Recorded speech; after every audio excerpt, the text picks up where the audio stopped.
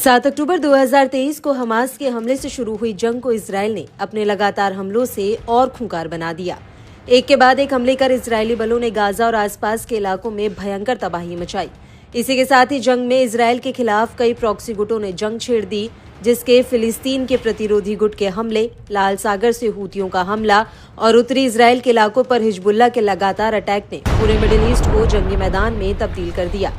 जंग के शुरुआती दौर में इजरायली फौज जितनी तेजी से आगे बढ़ रही थी, अब उसे उतनी ही मुश्किलों का सामना करना पड़ रहा है। इस जंग में जितना इजरायली फौज ने इन संगठनों के लीडर्स और कमांडरों को ढेर किया, उससे उसकी दुश्मनी इस्लामिक देशों से बढ़ती ही चली गई।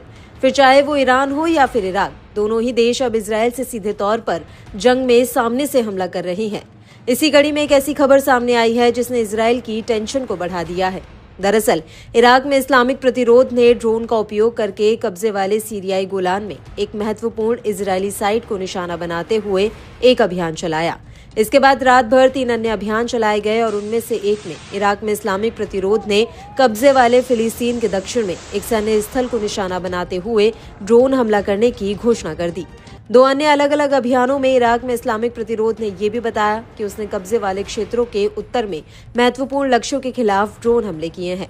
बाद में दिन में प्रतिरोध समूह ने अपने 5वें अभियान की घोषणा की, जिसमें कहा गया कि उसके लड़ाकों ने कब्जे वाले गोलान में एक महत्वपूर्ण लक्ष्य को निशाना बनाया। प्रतिरोध के बयानों के मुताबिक अभियान कब्जे के खिलाफ उनके चल रहे प्रतिरोध और फिलिस्तीन और लेबनान के लोगों के साथ एकजुटता के साथ साथ बच्चों, महिलाओं, बुजुर्गों सहित नागरिकों के खिलाफ कब्जे वाले बलों द्वारा किए गए नरसंहारों के जवाब में है। साथ ही प्रतिरोध ने पुष्टि की कि फिलिस्तीन और लेबनान पर चल रहे युद्ध के बीच वह दुश्मन के गढ़ों के खिलाफ अभियान बढ़ाना जारी रखेगा।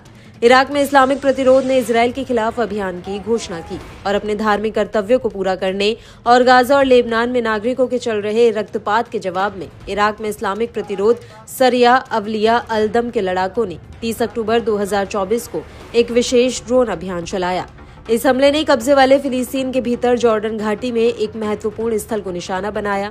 ब्रिगेड ने युद्ध क्षेत्र समीकरण की एकता के लिए अपनी पूर्ण प्रतिबद्धता पर भी जोर दिया और इससे पहले लगभग 4:42 पर उत्तरी कब्जे वाले फिलिस्तीन में तबरैया के उत्तर में स्थित एक महत्वपूर्ण लक्ष्य के खिलाफ ड्रोन हमले की घोषणा भी की।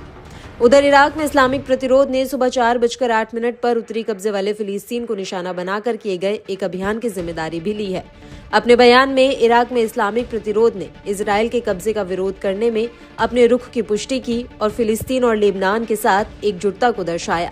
ये अभियान बच्चों, महिलाओं और बुजुर्गों सहित नागरिकों पर जारी इजरायली हमलों के बाद शुरू किया गया है, जो दुश्मन के ठिकानों पर हमले तेज करने की प्रतिबद्धता को दर्शाता है।